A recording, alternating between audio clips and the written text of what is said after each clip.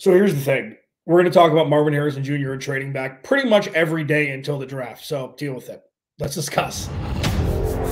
You are Locked On Cardinals, your daily Arizona Cardinals podcast. Part of the Locked On Podcast Network, your team every day.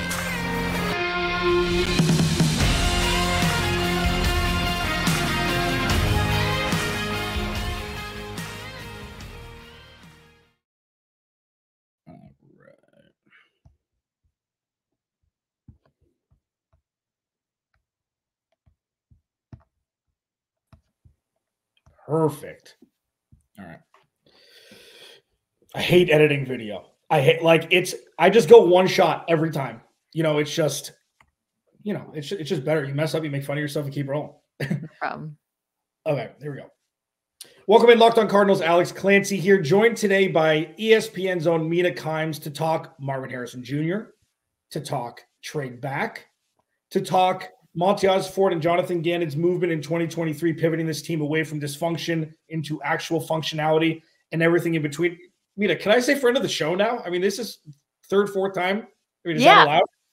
I like doing this show. I like the way you look at the team. I feel like we're pretty aligned. So when you emailed me, I said, yeah, have me on. Also, I like the things that the team is doing, which is a stark change from the previous few years. So I feel like I'll be a much more welcome guest for Cardinals fans. Well, I mean, when it's coming from your mouth, it seems more palatable because it's not my mouth. It's not coming from me, from people that hear me every day. It's a nice welcoming surprise, even if it was a lot of Cliff Kingsbury dislike, a lot of get Kyler Murray the hell out of this situation. And luckily now, what we've witnessed in 2023 was just that.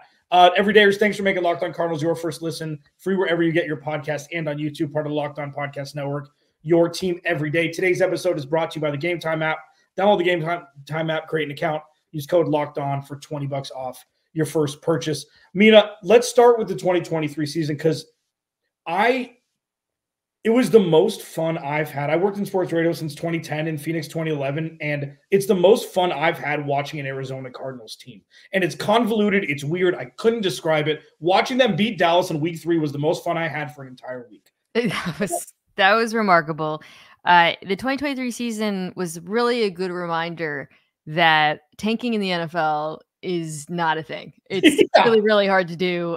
You have no idea what's going to happen. It's so hard to project what teams are capable of. And it's just not something you should try to make bold predictions about before the season. For me, that was a necessary reminder because I thought the Cardinals were going to be so much worse than they were. I didn't have super strong opinions about the Jonathan Gannon hire, but I certainly came out of the year a lot higher on it than I did going into it. And you said you had fun watching them. It felt like Kyler Murray, for the first time in a while, had fun playing football, just watching him at the end of the year, which for me personally, as a longtime fan of his game, it was really fun to watch. I never saw Cliff Kingsbury as a head coach on the sidelines. I use the dictionary definition I use is D'Amico Ryans. He was a head coach. Yeah. You saw him on the San Francisco 49ers.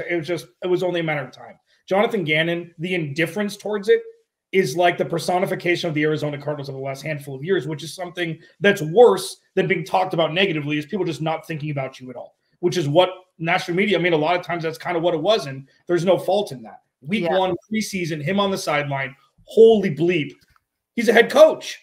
That's not crazy to think. Like, people either have that, how they carry themselves or don't, right?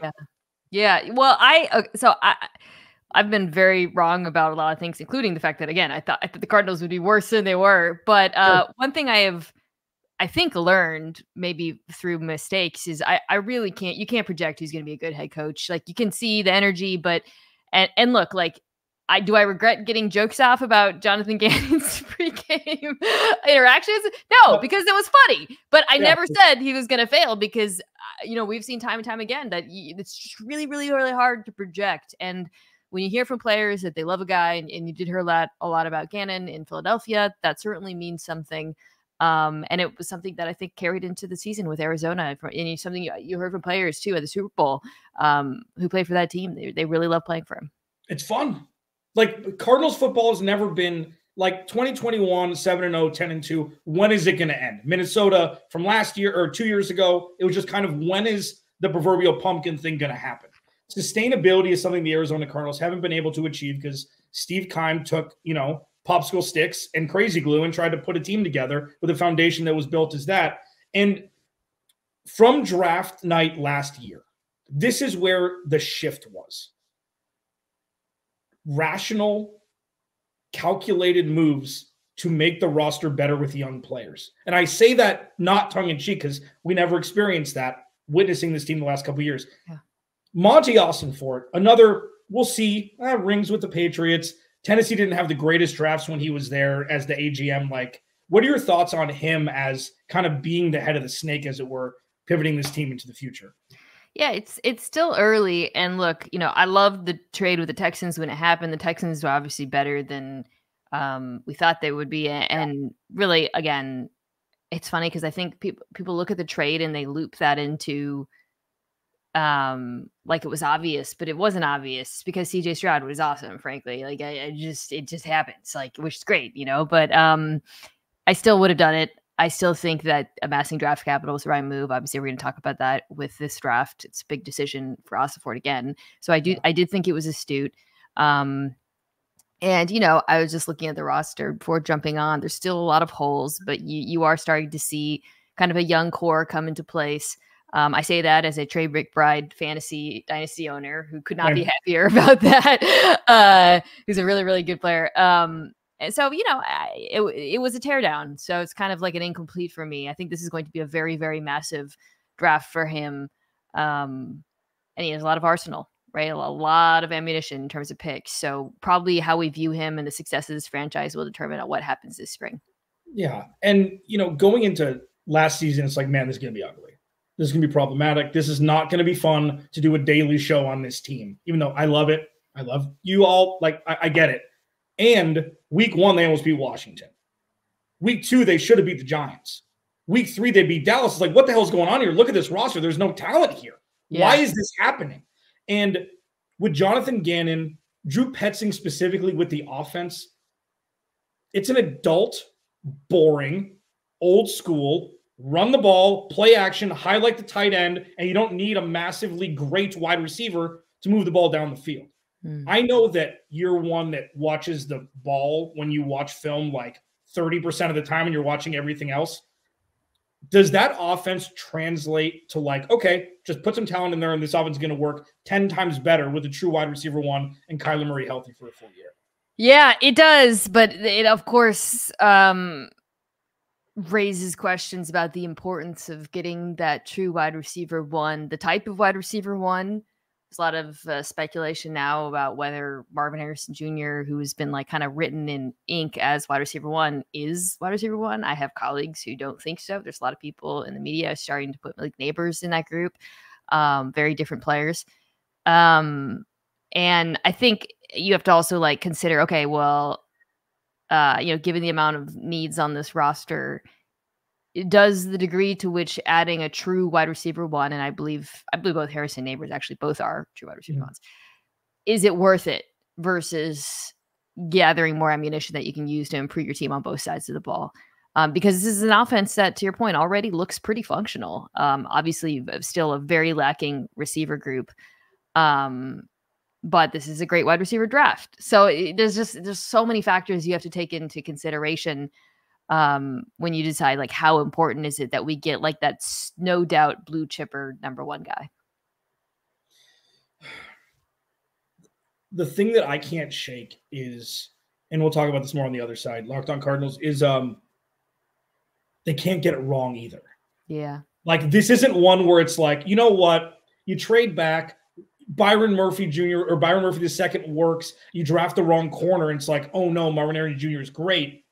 They have to make the right decision, and they have possibilities more endless than anybody can remember.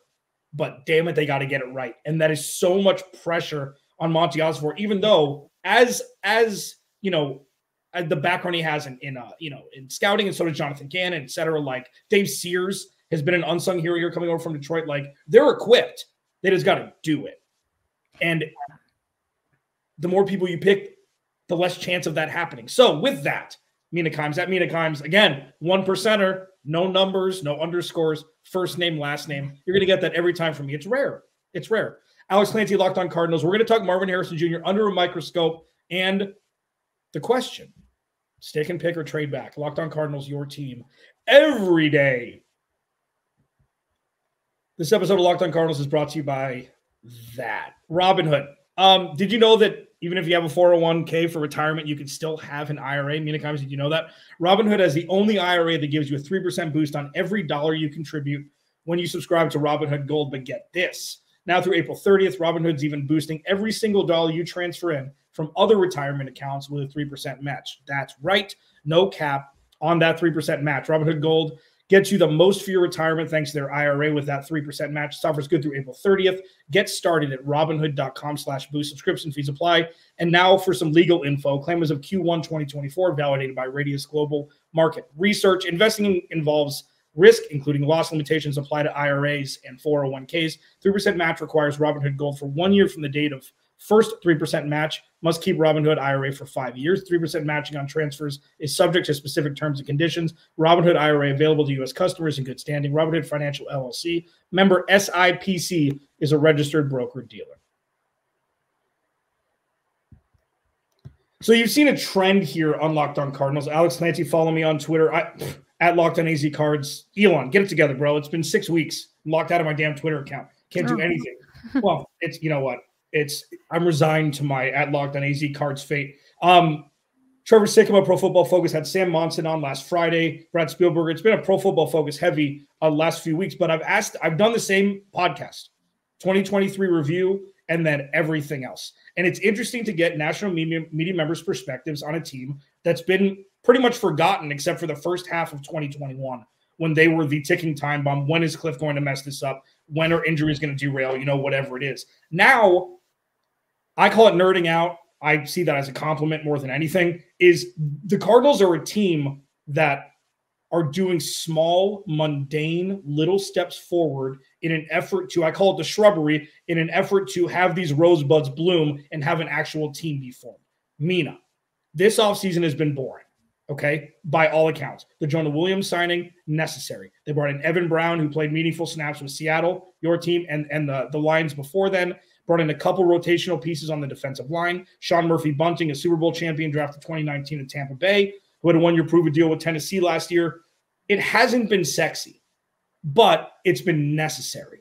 Like, can you explain to people why boring more times than not is how you get things done? If you agree with that. I'm not trying to put words in your mouth. Yeah, I mean, I think you just have to compare it to some of the decisions made by this team in previous yeyears. The trade for Hollywood Brown was one that happened on draft night where I was like, this is not a good trade.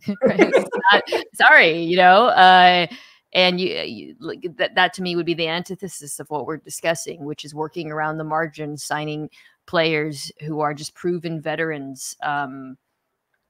Not maybe the biggest names, but ones who are, give you a baseline of at least at minimum replacement level play. And that's how that it makes it a lot easier to go about the process of team building, right? The Williams signing being a good example. When we look at this Cardinals roster headed into the draft and we consider the options that they have, it's easier, frankly, to list the positions you're set at than the holes because there's so many holes. But tackle is one of them, right? Which is really, really significant. This is a very tackle-rich draft. That means that other teams will be focused on taking tackles, making different players, best player available options for you, especially if you trade down and don't go that much farther. And that's because of this low-cost trade signing that you had. It was not very expensive. So I think just a lot of reasonable moves made across, even like the trade for Rizzer, for example, as a backup quarterback, totally fine. So it's just I think there's a lot of just kind of incremental moves that have set this team up for when they do take their big swings in the draft, they can do so from a place of strength. Yeah, and well put. I mean, pivoting back to now, Marvin Harrison Jr., wide receivers, or whatever it is, just say wide receiver one for the sake of this exercise. It's Harrison Jr. for me, but yeah. Yeah, I mean, it's same, and it's also, unfortunately, this is the long lost love from the beginning, from the end of the 2022 season. Marvin Harrison Jr. was an Arizona Cardinal. That's what it was going to be. They were going to be terrible in 2023. He was going to come out. Cardinals were going to get number 1 and number 2 overall. They were going to keep Kyler Murray. They were going to trade one of them and draft Marvin Harrison Jr. That was it. Then people forgot that CJ Stroud was good at football. So did the entire Carolina Panthers organization. And this is where we are. And that's something, the nostalgia, as sickening as that is for 30 months, that's where the fan base is leaning. Draft him. He's Larry Fitzgerald. Don't pass on Adrian Peterson. Don't pass on Terrell Suggs. It's like bringing back all of these skeletons in the Arizona Cardinals organization. How important is a wide receiver compared to pass rusher, corner, interior defensive line, offensive lineman? Like, where does it rank? 6? Yeah. It's up there. I mean, there's a meme on draft Twitter from when the Bengals were deciding whether to take Jamar Chase versus Penei Sewell. I'm sure a lot of people listening to this have seen that meme. It's Joe Burrow getting tackled trying to throw the ball to Jamar Chase versus being protected by Penei Sewell. Yeah. The hilarious thing is both picks ended up being incredibly good and working out, and both are amongst the best of their position. So it was a big debate, kind of for nothing, because both teams, I think, did what was right for them. And but to answer your question, like, it is having a superstar receiver on a rookie contract is immensely valuable because the position is so expensive.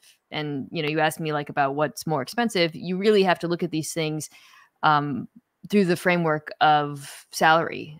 This is why a player like Brock Bowers, of course, who's unbelievable, could end up dropping in the draft, because whatever team takes him at the top of the draft won't get those savings. It's why, you look at Minnesota with Justin Jefferson. Now they're gonna have to pay him $30 million a year. Like, wide receivers, I would say, next to probably pass rusher, are the most important position in the NFL, and then valued as such. Yeah. That's the thing, like quarterback, sorry, obviously. Yeah, sure. Well, yeah, these are all non-quarterback conversations for sure. I mean, it changes the makeup of how you think about what position to draft. So it's like, okay, it's almost gearing towards that quarterback light situation where it's like, if you get one, you get 4 good years to win a Super Bowl. Otherwise, somebody else is paying him. And it's like with Justin Jefferson, we're seeing that. I don't know if, Minnesota pays him or not. Maybe that is recency bias more than anything. A.J. Brown obviously traded on draft day because they didn't want to pay him.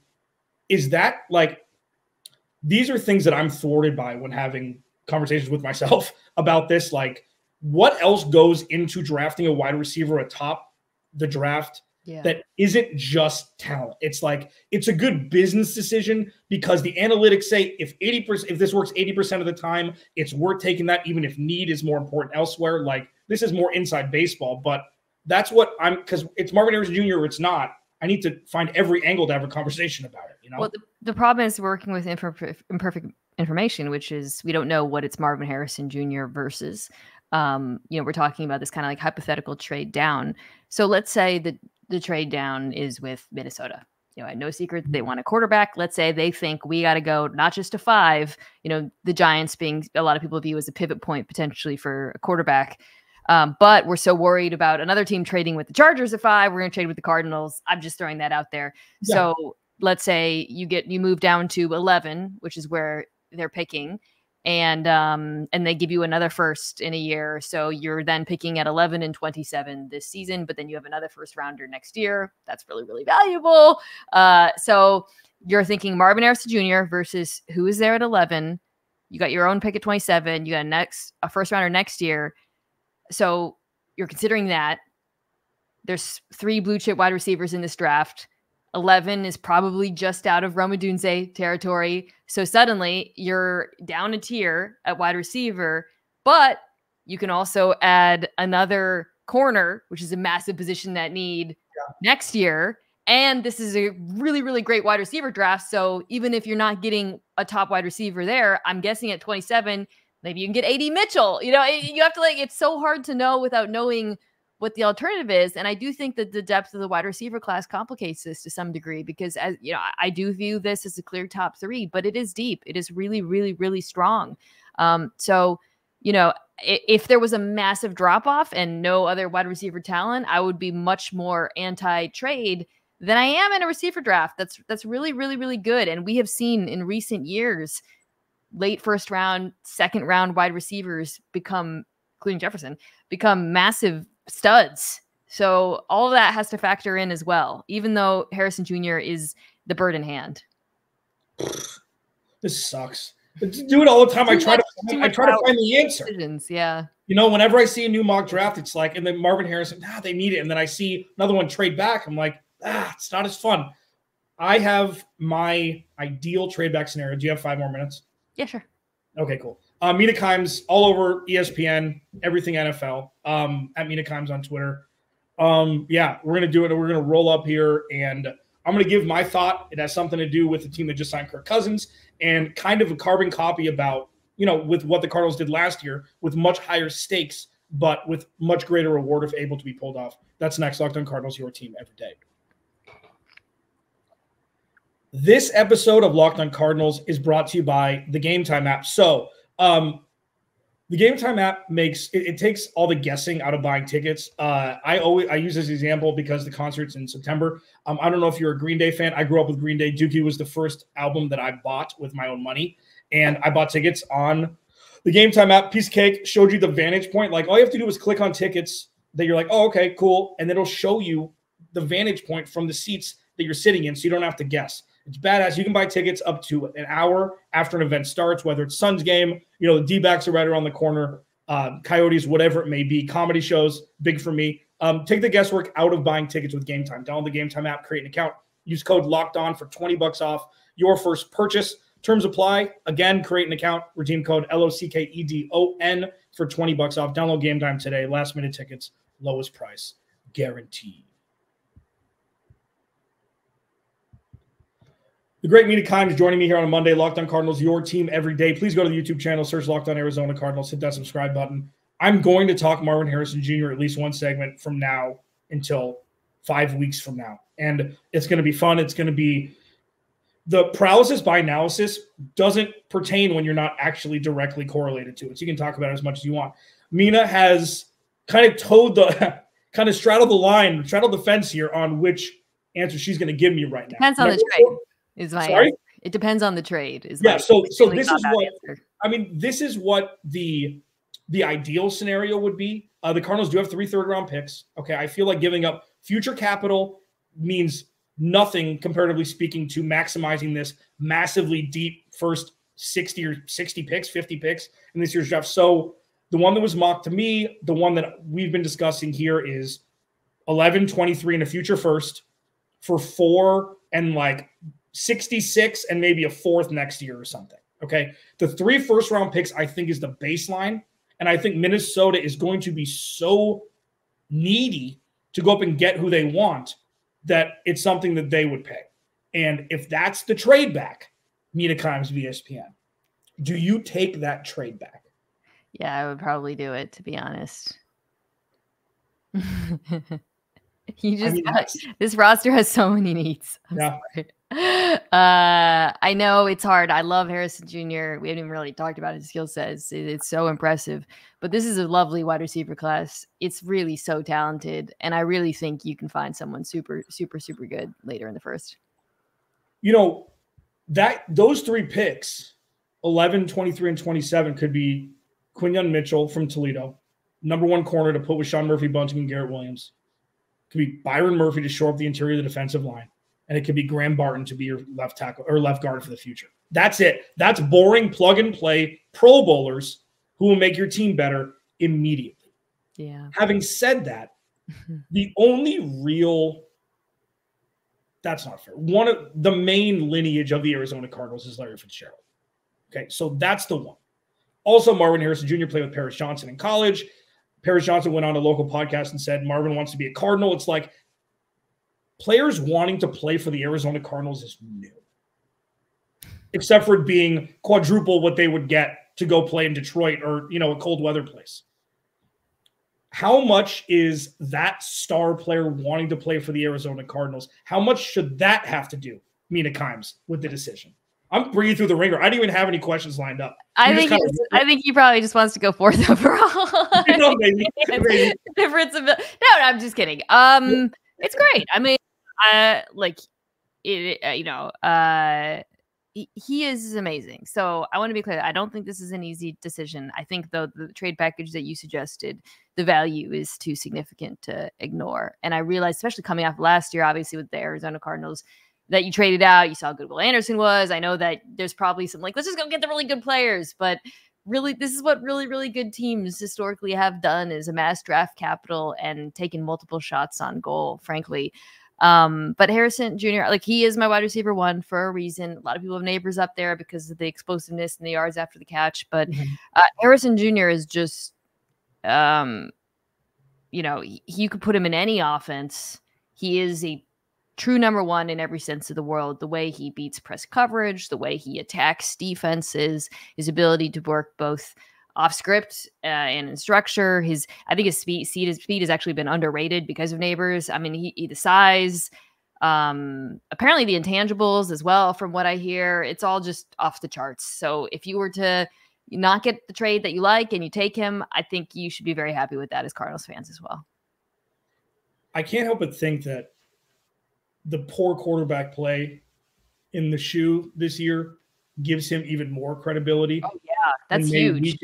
I mean, so what he had, 1,400 yards and 12 touchdowns, something like that, 13-11. So yeah, and that was a run first, terrible passing quarter. So that gives him more. That gives him more to bring to the table than the Madden on easy offenses that Rome Odunze and Malik Neighbors were in. It's fascinating. It's complete flip than what we're normally supposed to think. Yeah, no, I think that's a really underrated aspect of sort of this conversation. I mean, Neighbors is catching perfectly thrown balls, and you feel bad because you kind of use that to ding Daniels, then you use Daniels to ding Neighbors, and it's it's kind of a little unfair. But the truth is, I see it less as a negative for Neighbors and more as just a positive for Harrison Jr. I mean, some of the adjustments that he made are unbelievable to really poorly thrown passes. So he catches everything thrown his way. I think, put this way, I'm a Seahawks fan, as you know. I would be terrified to play him every game. He is the guy where if you're a defensive coordinator, you're writing his name, and that's certainly how he was treated in college. Yeah, and it's just complicates it more that there's no world where he's a Kevin White or a Jalen Ray or anything. We've seen enough. It's not even the name. And that's the cool part also. I could talk 3 hours for this. Marvin Harrison, his dad, while being a top 15 receiver of all time, him and Peyton Manning, kids don't know who Marvin Harrison is. They don't know. They know Odell Beckham Jr.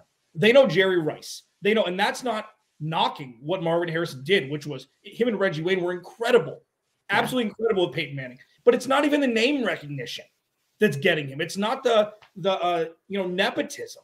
It's him in a vacuum being a great wide receiver on his own while just doing things like he's sleepwalking through things that are so difficult for everybody else. And that's why, Mina, I've jumped 4 times back and forth deciding whether Marvin Harrison Jr. It sounds like you're going to be sick if you don't. So. Listen, I don't know what the hell to do. I don't know what side is right. And that's something that, I hope you will be able to help me, but you just complicated things. Well, I did say, if you get the trade that you suggested, you should probably take it. Yeah. So. And it's going to kill Cardinals fans. But when the Cardinals win 6 or 7 games or 8 games next year, draft a wide receiver at 27, draft Xavier Legette at the back of the 2nd round or beginning of the 3rd round. There's so many wide receivers. They're going to be good immediately because they're ready to play. Mina, do you want to plug anything before we get out of here? If you're listening to this and you're interested in hearing more about the Cardinals, I assume you are, we will be talking about them a lot on the Mina Kimes Show featuring Lenny. You can download wherever you get your podcasts. You can also watch on YouTube, subscribe. We're doing this format I came up with. It's a mock draft where I pick 2 players and the person I'm with picks 1. And so far, the first guest I had, Danny Kelly, picked there's no trade, so it makes your life easier. The first person I had on, Danny Kelly, picked Harrison Jr. And then I had on, did Greg McElroy pick Harrison Jr. or Neighbors? I think he might have picked Neighbors, actually, which I didn't personally agree with, but I can't remember, actually. So you got to go watch to see who he picked. I remember being surprised, but I might be wrong. No, he picked Harrison Jr. I'm sorry. So they both picked Harrison Jr. So we're 2 for 2 on MHJ to the Cardinals. But it's youtube.com/@MinaKimes. Awesome. Yeah. If a former quarterback picked Malik Neighbors, my brain's not ready for that. So I'm really happy that Mina Kimes on Twitter, all over ESPN. Mina, thanks so much for joining me. Alex Clancy, Locked On Cardinals. I'll talk to you more. Bye. I think, is it upload? I gotta run. Sorry, I have a call. Yeah, go. Thank you so much.